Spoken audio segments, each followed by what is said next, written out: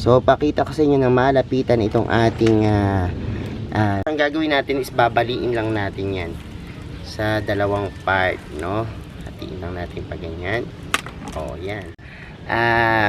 Potting mix ko para sa cactus and succulents. Ang snake plants, uri yan ng succulents. Yung Malawi Midnight ko na ubod ng dilaw, no?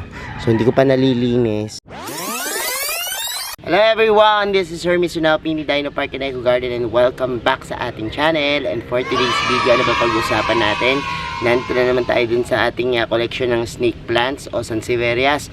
And ngayong araw na ito, buti na lang hindi na masyadong maulan kasi ang dami kong naging problema nung mga nakakarang araw dito sa ating mga snake plants, ano. Halos namatayan din ako ng ibang snake plants dahil po dun sa madalas na pag-ulan. Karaniwan nangyayari dyan yung nafufungus, naninilaw yung mga dahon, ano. Pero today, to the bright side muna tayo. Meron akong gagawing propagations ngayon, ano, dahil itong isang klase ng snake plants na ito, natuwa ako dahil nag-anak siya at nakasurvive dun sa ating rainy seasons, ano. Ano nga ba tong halamang ito na uri ng snake plants na sinasabi ko? Malalaman nyo sa ating pagbabalik, kaya kung ready na kayo mga ka-MVP, tutok lang po.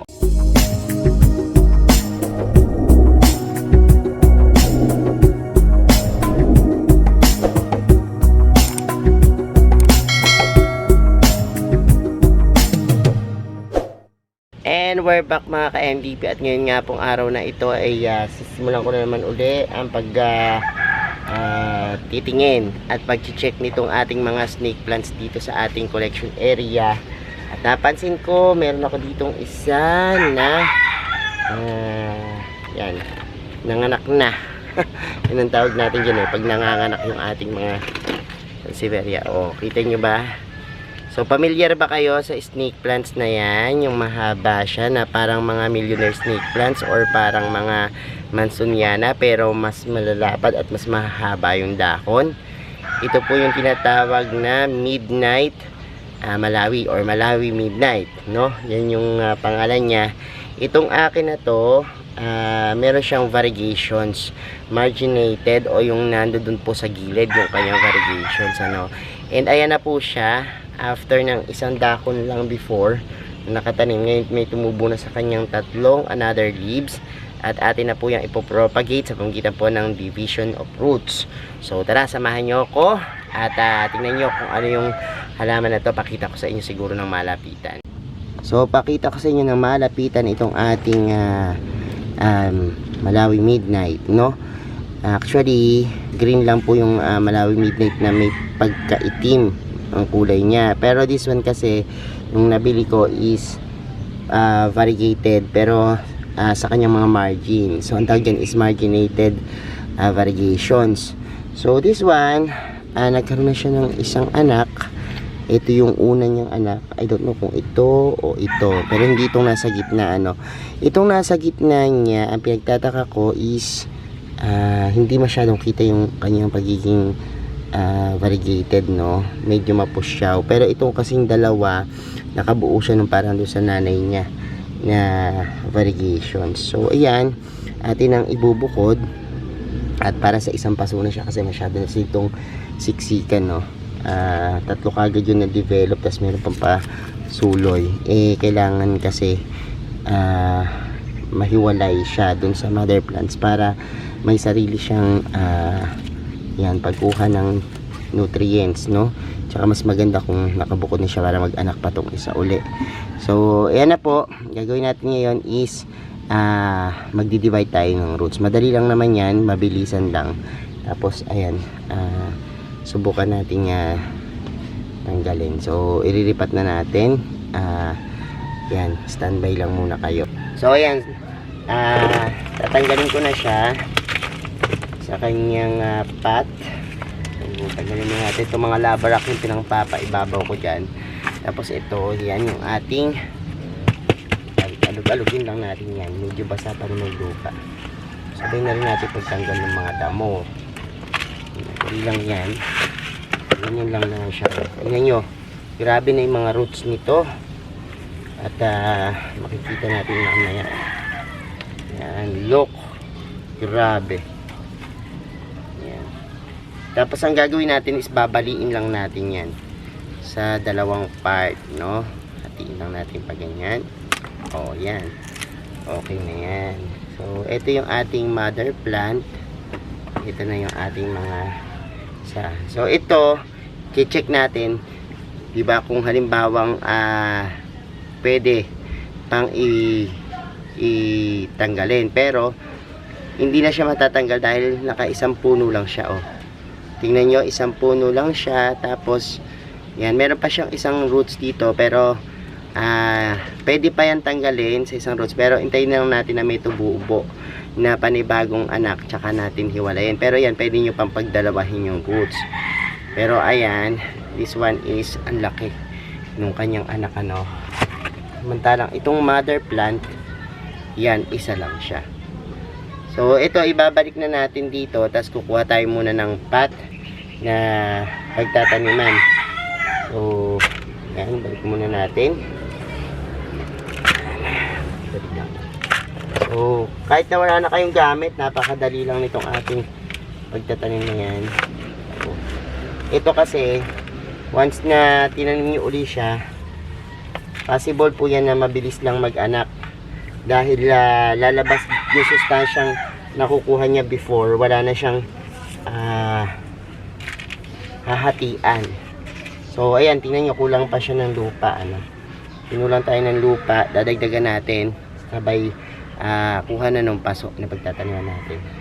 So eto na yung isang paso. Ang gagamitin natin is MDP soil mix. Yan. Nabibili to dito sa Mini Dino Park. Mga potting mix ko para sa cactus and succulents. Ang snake plants, uri yan ng succulents. And maganda na ito yung gamitin natin, no? Para iwas pagkabulok ng ugat niya. So yan. Actually, yung iba, nilalagyan pa ng dieting or ano. Ako, tanim na lang na ganyan. Ngayon naman, hindi siya masyadong maulan. Tsaka hindi pa naman ako magdidilig after pa ng ilang araw. Tsaka ako na lang siya didiligan. Pwede nang hindi na yan lagyan ng dieting, ano. Yan, mabilis lang na kanya itanim. Gaganyan nyo lang. Tapos, dadagdagan nyo ng potting mix. Yan. At mabilis siya. And yan. So yun na yung ating naitanim. And ito namang isa, lagyan pa natin yung kanina natin. Yan, natin. Tapos tulungan natin yun ng soil mix. So same lang din ng isa. Hindi muna tayo maglalagay ng tubig or magdidiling ng tubig after ilang araw na ng pagka-ripat natin. So ito, lalagyan natin siya ng mga bato, yung lava rock. Tiin na lang natin sa kanilang dalawa. Balik natin yung mga bato natin sa kanila. So yan.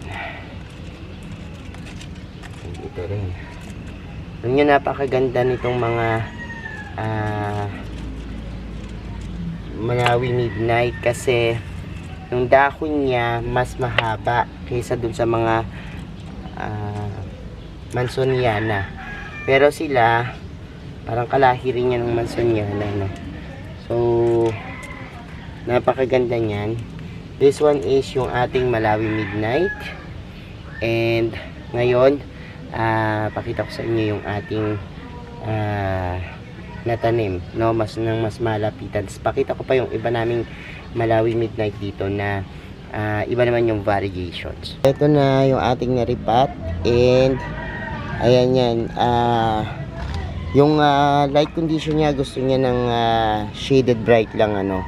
Pwede na sa kanya yan. Tapos dilig lang kayo pag tuyo na yung lupa. Pero pag ganyan kapopropagate lang, huwag muna kayo shadow madilig. Kasi ang naging problema ko dito, yan o, yung mga fungus o, nagkaka-fungus yung pinakadakon niya kapag laging basa yung lupa.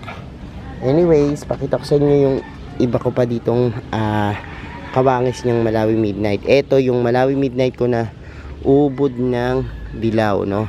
So hindi ko pa nalilinis kasi siguro sa mga susunod na araw puro linis tayo ng dahon Kasi ang daming stain yan. Pag sasapit yung tag-ulan, ganyan yan. From the maalikabok na ganyan, tapos mababasa, matutuyo, mapangit yung dahon. So, kailangan linisan.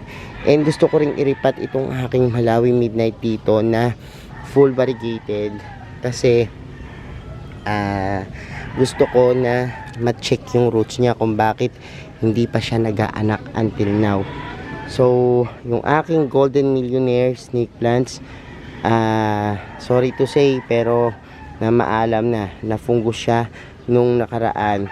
Doon sa mga nagtatanong, actually na-propagate ko siya, kaya lang pati yung babies niya nasama sa pagkawala. So, ito na inaasahan ko. So, hindi pa ako nakakita doon sa supplier ko before, kung meron pa nun. And I think nung last time na tinanong ko, wala na. Pero this one na lang yung aking pinakamadilaw-dilaw na midnight. Check ko, iiba ko ng pot. Paano sa gayon, yan, mas mapadami natin, no? And hopefully, sana hindi masyadong maulan ngayon. Ito yung time na para sa mga snake plants, magaganda yung tubo nila kasi maaraw. So, meron pa ako ditong isa. This one man is golden Siam. Yan yung mga madidilaw natin dyan, na gusto kong mas lumami kasi gusto kong mas malaki yung impact ng yellowish dito sa garden kaysa dun sa mga kasi ito yung variegated collections ko. So, hopefully, susunod, ito naman yung ma-check natin. So, gini-check ko yung pinaka sanga niya. Wala pa kasing tumutubo. Baka sakali kung halimbawang ilipat natin, bigyan tayo ng baby, no? And sabay na rin yung paglilinis. Abangan nyo yan sa susunod nating vlog. And ayun yung mga snake plants natin. Mga updates. Yung aking bongkok, 3 na po. 3 na sila. Tapos yung aking variegated na kirky. O itong copper tone, 2 na. So hopefully yung iba dumami. Yung iba naman makasurvive do sa sunod-sunod na tag-ulan. And ayan, meron din tayo dito mga for propagations pa sa mga susunod na araw.